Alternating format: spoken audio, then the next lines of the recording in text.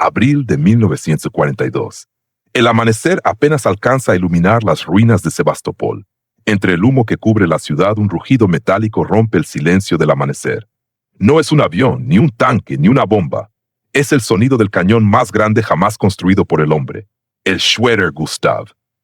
En una colina a 30 kilómetros de la ciudad, la gigantesca bestia de acero, de casi 50 metros de largo y más de 1.500 toneladas, apunta su cañón de 80 centímetros hacia el horizonte.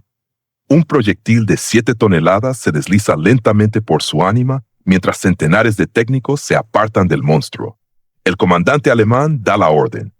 El trueno llega un segundo después, un estampido que sacude el suelo y hace vibrar los pulmones. En Sebastopol, un depósito subterráneo entero desaparece en un destello de fuego y polvo. A 47 kilómetros del cañón, la tierra tiembla. Aquel disparo, uno entre los pocos que el Gustav alcanzó a realizar, simbolizaba algo más que poder destructivo. Era la representación física del delirio industrial de una guerra que había dejado de ser humana. En 1939, la tecnología había prometido eficiencia. En 1942, ya coqueteaba con la aniquilación. Durante los 6 años que duró la Segunda Guerra Mundial, los talleres, laboratorios y fábricas del mundo se transformaron en templos del ingenio bélico. En ellos, la creatividad y la locura se confundieron. Cada ingeniero, cada general, cada científico buscaba una sola cosa: romper el equilibrio, fabricar un arma tan devastadora que hiciera inútil cualquier resistencia, y lo consiguieron. El Gustav era solo uno de los rostros de esa obsesión. En el aire, en la tierra y bajo el mar, nacían máquinas que desafiaban la lógica, que convertían el campo de batalla en un laboratorio donde la vida humana era una variable prescindible. Las llamamos armas, pero muchas de ellas fueron auténticos experimentos con la realidad. En el frente oriental, los soviéticos lo comprendieron antes que nadie. Allí, donde los inviernos mataban más que las balas, nació otro monstruo, el Il-2 Sturmovik, un avión de ataque acorazado al que los soldados llamaban el martillo de Stalin. Su blindaje era tan grueso que las balas alemanas rebotaban como gotas de lluvia en un techo de hierro. Los pilotos del Luftwaffe lo apodaban la Muerte Negra. Volaba bajo, lento, torpe, pero su sola presencia hacía retroceder columnas enteras de tanques. En 1941, cuando los alemanes creían dominar los cielos, el Il-2 inauguró una nueva forma de guerra, la del bombardeo quirúrgico al ras del suelo, el castigo cercano. No necesitaba elegancia, solo resistencia. Su fuselaje era una lección de pragmatismo soviético: sacrificar velocidad por supervivencia. En su vientre, 8 cohetes y un cañón doble de 23 milímetros convirtieron al avión en una apisonadora aérea. El mensaje era claro: en la guerra moderna, el control del cielo ya no dependía de la maniobrabilidad, sino de la brutalidad. A medida que la contienda avanzaba, esa lógica se repitió en todas las potencias. En las estepas rusas rugía la maquinaria de acero alemana. Los Panzer VI Tiger, símbolos de invulnerabilidad, surgían del humo con sus cañones de 88 milímetros apuntando a kilómetros de distancia. Su sola silueta bastaba para congelar el pulso de los artilleros enemigos. El Tiger no era un vehículo, era un argumento, una demostración de fuerza concebida para aplastar la moral antes que el cuerpo. Pero su grandeza escondía una maldición. Por cada Tiger fabricado, los aliados producían 10 tanques medianos. Era un dios con pies de barro, perfecto en la teoría, condenado por la logística. Mientras tanto, en el oeste, la industria estadounidense refinaba su propia visión de la guerra total. Allí no se veneraba la belleza del diseño ni la elegancia mecánica. Se adoraba la repetición, la producción en serie, el ruido interminable de las cadenas de montaje. De esa mentalidad nacieron armas cuya eficacia superó cualquier cálculo moral. La ametralladora Browning M2, por ejemplo, era tan simple y tan duradera que 80 años después sigue en servicio. Pero su sucesora espiritual, la MG-42 alemana, representó el extremo opuesto, una sinfonía de acero pensada para devorar munición a 1.200 disparos por minuto. Su sonido, un zumbido continuo e inhumano, se convirtió en la banda sonora del miedo. Los aliados la apodaron la Sierra de Hitler. Cada enfrentamiento, cada invento, llevaba a una misma conclusión: la tecnología no tenía límites, pero la moral sí. Sin embargo, nadie parecía recordarlo. Y en los laboratorios más secretos del Reich, en túneles excavados bajo las montañas de Peenemünde, Un nuevo tipo de ingeniero estaba construyendo algo que no rugía ni aullaba, sino que ascendía en silencio. El FUE-2, la primera bomba balística, era un arma nacida de la física más pura. Cuando impactaba, el sonido llegaba después de la explosión. Era la ciencia transformada en terror. El sueño de Wernher von Braun no era matar, sino alcanzar las estrellas. Pero en 1944 sus cohetes caían sobre Londres, reduciendo barrios enteros a polvo. Cada lanzamiento era una ecuación resuelta con vidas humanas. Mientras tanto, el mundo se desangraba. En los océanos, los submarinos convertían el Atlántico en un cementerio invisible. En el aire, las fortalezas volantes estadounidenses borraban ciudades enteras con incendios de fósforo. Y en la tierra, las armas automáticas convertían cada colina en un infierno de metal. Cuando la guerra parecía no poder ser más violenta, apareció la máquina que unió toda esa brutalidad en un solo propósito, el B-29 Superfortress. A diferencia del IL-2 o del Tiger, no buscaba la gloria del combate directo. Era una fábrica de muerte que operaba desde 10 kilómetros de altura. Su misión final, en agosto de 1945, cambió la historia humana para siempre. En las entrañas de la aeronave Enola Gay reposaba una bomba de uranio apodada Little Boy. Era pequeña, casi discreta, pero contenía la energía del sol atrapada en un cascarón de acero. Cuando cayó sobre Hiroshima, la humanidad cruzó un umbral del que nunca regresó. Todo lo anterior, el Gustav, el Tiger, la MG-42, el V-2, parecía primitivo ante aquel instante. La brutalidad ya no necesitaba ruido, ni tamaño, ni contacto. Solo una ecuación y un botón. Cuando terminó la guerra, las ruinas del mundo estaban cubiertas de fragmentos de aquellas máquinas. El hierro oxidado del Gustav, los restos retorcidos de un Tiger, los cráteres de los V-2, las sombras humanas grabadas en las paredes de Hiroshima. Eran los monumentos de una civilización que había llevado la inteligencia al límite de la locura. La Segunda Guerra Mundial no solo cambió las fronteras, cambió el significado de la palabra arma. A partir de entonces, ya no designó una herramienta para vencer al enemigo, sino un espejo que mostraba hasta dónde estaba dispuesto a llegar el ser humano por dominarlo. Y quizás, en ese espejo de acero, aún seguimos mirándonos. El año es 1943. El mundo entero arde. Desde el Atlántico hasta el Pacífico, desde el desierto del norte de África hasta las nieves de Stalingrado, la guerra se ha transformado en algo que los viejos generales del siglo XIX jamás habrían reconocido. Ya no es un conflicto entre ejércitos, es una competencia de fábricas. Un duelo entre líneas de producción, entre aceros, combustibles y cerebros. En Estados Unidos, Henry Ford y su equipo transforman el ideal de la cadena de montaje en un sistema de guerra total. Cada minuto, un nuevo tanque, un nuevo avión, un nuevo proyectil sale al mundo. La potencia industrial americana es tan descomunal que un solo astillero produce más barcos en un año que toda la Kriegsmarine en 4. La filosofía cambia. No se trata de construir el mejor arma, sino de construirla más rápido, más barata y en masa. Mientras tanto, en Alemania, la obsesión por la perfección técnica alcanza niveles de delirio. Cada nuevo diseño promete ser decisivo, definitivo, invulnerable. Pero cada máquina perfecta necesita tiempo, materiales y manos especializadas, recursos que el Reich ya no tiene. De esa tensión nacen los extremos de la ingeniería, el arte y el absurdo. Los ingenieros alemanes conciben el tanque Maus, de 188 toneladas, tan pesado que ningún puente podía soportarlo. Su propio peso lo condena a la inutilidad, pero su sola existencia refleja la mentalidad del régimen. Si no se puede ganar con números, se ganará con monstruos. En los laboratorios subterráneos de la Unión Soviética, la respuesta es la opuesta. Allí no se busca el prodigio, sino la cantidad.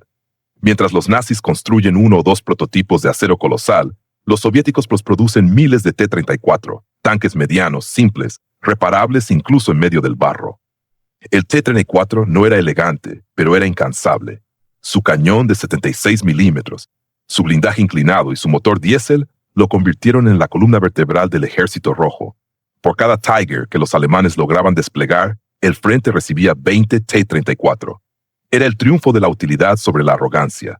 Y entre ambos extremos, el resto del mundo aprendía.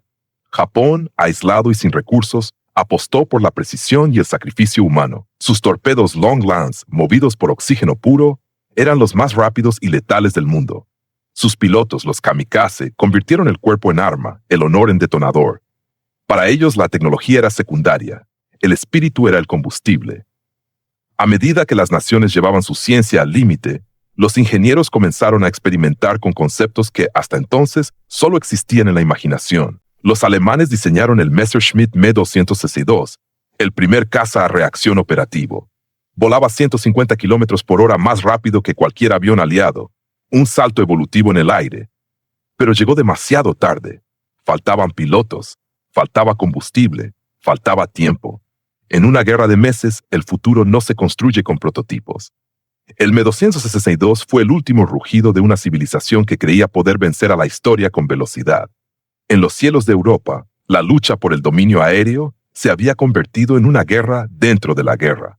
El rugido de los motores sobre Londres, Berlín o Hamburgo ya no era símbolo de victoria o derrota, sino del inicio del fin. Los bombarderos aliados despejaban los cielos con un propósito claro: no solo destruir fábricas o trenes, sino borrar la capacidad de soñar del enemigo. El arma no era la bomba, sino el miedo. Las ciudades incendiadas se convirtieron en laboratorios psicológicos donde se medía la resistencia humana. En 1943, los ataques de bombardeo masivo sobre Hamburgo, conocidos como Operación Gomorra, crearon tormentas de fuego tan intensas que el aire mismo se volvió enemigo. Las temperaturas superaron los 1000 grados. Las calles se derretían. No fue un error ni un accidente. Fue el resultado de una nueva ciencia, la del efecto combinado del fuego y el oxígeno, calculada con precisión matemática. La guerra había entrado en su fase científica. Cada muerte tenía detrás un cálculo, cada explosión una ecuación. Y mientras los soldados seguían muriendo en los campos, en los despachos y laboratorios, se preparaba algo aún más impersonal: la automatización del horror. A mediados de 1944, el ingeniero alemán Fritz Todt soñaba con un sistema de defensa que no dependiera de humanos. El resultado fue el V-1, el zumbador de Hitler, un pequeño avión sin piloto que llevaba 1 tonelada de explosivos. Su motor pulsante emitía un sonido inconfundible, un zumbido mecánico que, cuando se detenía, anunciaba el impacto. Era el primer dron de la historia. Miles fueron lanzados contra Inglaterra, con precisión rudimentaria pero terror psicológico absoluto. Y cuando la tecnología del V-1 se combinó con la física del V-2, el cielo se convirtió en una frontera moral. El ingenio había vencido al valor. Ya no hacía falta mirar al enemigo para destruirlo. El mundo parece girar más rápido. Los ejércitos se mueven, las fronteras cambian, las fábricas rugen de día y de noche. Los hombres trabajan, los niños recogen chatarra, las mujeres ensamblan fusibles y proyectiles. La humanidad entera se ha convertido en una máquina. Y en el corazón de esa máquina late una idea que nadie se atreve a nombrar: crear un arma que ponga fin a todas las guerras. En los desiertos de Nuevo México, lejos del frente, una nueva clase de ejército trabaja en silencio. No llevan uniformes ni insignias, sino batas blancas. Sus armas no son rifles, sino ecuaciones. En un complejo cercado por alambre de púas, rodeado de silencio y secretos, nace el Proyecto Manhattan. Allí, bajo el mando del general Leslie Groves y la mente inquieta de J. Robert Oppenheimer, cientos de científicos huyen del caos europeo para construir algo que podría reescribir la historia humana. En apenas 3 años, el proyecto consume más recursos que cualquier otro esfuerzo individual de la guerra. Miles de toneladas de uranio y plutonio, kilómetros de cableado, laboratorios enteros bajo tierra. Cada cálculo, cada átomo separado, acerca un poco más a la humanidad a su nuevo Dios, el fuego absoluto. Mientras tanto, el resto del mundo sigue muriendo con armas convencionales. En el Pacífico, las tropas estadounidenses luchan isla por isla contra un enemigo que ya no se rinde. Los japoneses prefieren morir antes que retroceder. Los kamikazes lanzan sus cuerpos contra los portaaviones, transformando la desesperación en arma. Cada batalla, cada desembarco, deja claro que la victoria convencional costará millones de vidas. Y en ese contexto, la nueva arma deja de ser una posibilidad. Se convierte en una necesidad. El 16 de julio de 1945, en un rincón del desierto de Alamogordo, se enciende el amanecer antes del amanecer. El experimento se llama Trinity. Los observadores se arrodillan. Algunos apartan la vista, otros se ríen nerviosamente. El destello es tan brillante que se ve a más de 300 kilómetros de distancia. La arena se convierte en vidrio. Y en el silencio posterior, Oppenheimer cita un antiguo texto sagrado: ahora me he convertido en la muerte, el destructor de mundos. En ese instante, La historia humana cruza un umbral invisible. Todo lo que había definido la guerra hasta ese momento, el valor, la estrategia, la industria, incluso el número de soldados, deja de importar. El poder de destrucción ha dejado de ser humano, y en cuestión de semanas, ese poder recibirá un nombre: Little Boy. 6 de agosto de 1945. El cielo sobre Hiroshima está despejado. A las 8:15 de la mañana, un bombardero B-29, el Enola Gay, deja caer su carga de 3 metros y 4,000 kilos. La bomba tarda 43 segundos en caer. En el suelo, la gente mira hacia arriba, sin saber que observa el nacimiento de una nueva era. Cuando la explosión ocurre, la temperatura en el epicentro supera el 1,000,000 de grados. Todo lo vivo, todo lo sólido, se convierte en sombra. El aire mismo se incendia. 3 días después, otra bomba, Fat Man, cae sobre Nagasaki. La guerra termina, pero la humanidad ya no es la misma. En los días posteriores, los ingenieros del Proyecto Manhattan celebran en silencio. Algunos lloran. Oppenheimer, el hombre que lo hizo posible, se presenta ante el presidente Truman y dice en voz baja: «Señor, siento que tengo las manos manchadas de sangre». Truman le responde: «No se preocupe, eso déjelo a mis manos». El fuego absoluto había cumplido su propósito, y con él había nacido el miedo moderno. El resto del mundo contempló las fotografías que llegaron desde Japón, calles donde solo quedaban sombras humanas marcadas en las paredes, ciudades reducidas a ceniza, niños que caminaban entre ruinas sin comprender qué había ocurrido. La guerra había terminado, sí, pero la idea de la guerra había mutado para siempre. En los años siguientes, las potencias vencedoras se apresuraron a replicar el milagro del átomo. La Unión Soviética, el Reino Unido, luego Francia, China. Cada país quería su propio amanecer artificial. El miedo se convirtió en equilibrio, la destrucción en diplomacia. La bomba ya no era un arma, era un lenguaje. Un idioma de disuasión donde cada silbido de misil equivalía a una amenaza silenciosa de extinción. Y así, lo que comenzó como una carrera por la superioridad táctica en 1939, terminó como una carrera por la supervivencia de la especie en 1949. El ingenio humano había alcanzado su límite. Había logrado crear algo que ni siquiera podía usar sin destruirse a sí mismo. Pero incluso entre las ruinas atómicas, la guerra no desapareció, solo cambió de rostro. Las mismas mentes que diseñaron bombas nucleares crearon los primeros misiles intercontinentales, los satélites espía, los sistemas automáticos de defensa. El cielo, antes escenario de valentía, se convirtió en un tablero de cálculo. Los hombres ya no combatían, programaban. El siglo XX se cerraba con un nuevo tipo de soldado, el ingeniero. Aquel fue el verdadero legado de la Segunda Guerra Mundial. No las fronteras, no las victorias, ni siquiera los héroes, sino la idea de que la destrucción puede ser planificada, diseñada y optimizada, que el horror puede medirse en kilotones, dibujarse en planos, calcularse con lápiz y regla. Las armas más brutales del conflicto no fueron solo las que mataron a millones, fueron las que nos enseñaron a pensar que podríamos hacerlo mejor la próxima vez. Más rápido, más preciso, más limpio. Esa es la herencia del fuego absoluto. Una humanidad que ya no teme lo imposible, sino que lo fabrica. Cuando los cañones callaron en 1945, el silencio no trajo paz, solo trajo eco. Un eco de fábricas vacías, de motores detenidos, de millones de cuerpos que no volverían a levantarse. Europa olía a hierro quemado y a esperanza confusa. Asia ardía todavía en los bordes. Las armas que habían prometido salvar patrias habían dejado tras de sí un planeta irreconocible. Durante 6 años, la humanidad había invertido su genio más brillante en aprender a destruir. Cuando llegó el momento de construir de nuevo, nadie recordaba cómo hacerlo. En las ruinas de Berlín, los niños jugaban entre los restos de tanques Tiger como si fueran columpios oxidados. En los campos de Francia, los arados tropezaban con fragmentos de bombas sin detonar. En las playas del Pacífico, las olas arrastraban casquillos vacíos y piezas de aviones devorados por la sal.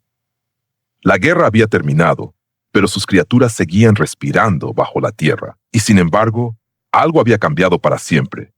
La humanidad había visto su propio reflejo a través del acero. Había comprendido que la inteligencia, sin límite moral, podía convertirse en su peor enemigo. En cada laboratorio, en cada base militar, esa lección se transformó en una nueva doctrina. Si podemos hacerlo, lo haremos.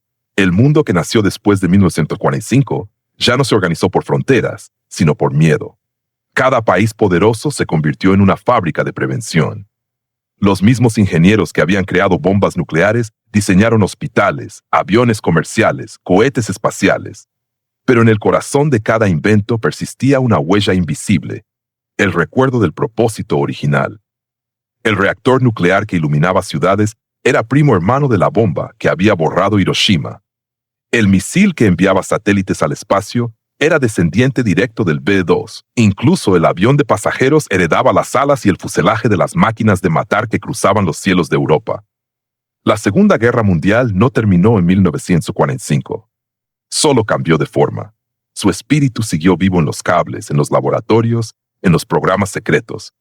La línea entre defensa y destrucción se volvió delgada, casi invisible. Y así, mientras el mundo reconstruía sus ciudades, reconstruía también su miedo. Durante los años siguientes, el concepto de poder cambió de significado. Ya no era fuerza, ni valor, ni número de soldados. Era capacidad tecnológica. Quien dominaba la ciencia dominaba el futuro, y ese futuro estaba hecho del mismo material que el pasado, fuego y cálculo. Pero en medio de tanto acero, algo permaneció intacto: la memoria. Los supervivientes de Stalingrado, los prisioneros de Auschwitz, los niños de Hiroshima, todos ellos llevaron en su piel y en sus ojos una advertencia silenciosa, que la brutalidad no está en las máquinas, sino en quienes las crean. Cada una de las armas que surgieron entre 1939 y 1945, desde el cañón Gustav hasta la bomba atómica, fue, en el fondo, un espejo. En él vimos lo que somos capaces de imaginar y lo que somos capaces de justificar. La historia militar llama a ese periodo la era de la innovación acelerada. La historia humana, en cambio, podría llamarlo la era del aprendizaje tardío, porque fue entonces cuando descubrimos demasiado tarde que la inteligencia sin compasión es solo otro tipo de barbarie. Hoy esas armas duermen en museos, restauradas, pulidas, admiradas. Los visitantes las observan tras un cristal, maravillados por su ingeniería.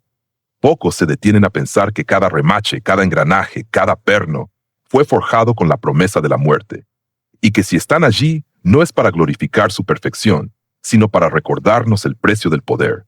Las guerras del siglo XX enseñaron muchas cosas: que el coraje no detiene una bomba, que el ingenio no siempre salva, y que la superioridad tecnológica no garantiza la victoria moral. En los cielos donde rugían los P-47 y los Messerschmitt, hoy vuelan drones que no necesitan pilotos.